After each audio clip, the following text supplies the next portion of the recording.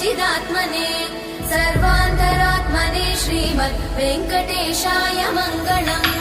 स्वतः सर्वविदे सर्वशक्तये सर्वशेषिने सुलभाय सुशीलाय वेङ्कटेशाय मङ्गलम्।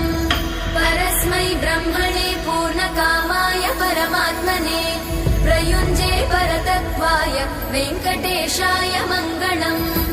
आकालतत्त्वमशान्तमात्मनामनुपश्यताम् अतृप्त्यमृतरूपाय वेङ्कटेशाय मङ्गलम्। प्रायस्वचरणौ पुंसां शरण्यत्वेन पाणिना कृपया दिशते श्रीमद् वेङ्कटेशाय मङ्गलम्। दयामृततरङ्गिण्यास्तरङ्गैरिव शीतलै अपाङ्गैः सिञ्चते विश्वं वेङ्कटेशाय मङ्गलम्। स्रग्भूषाम्बर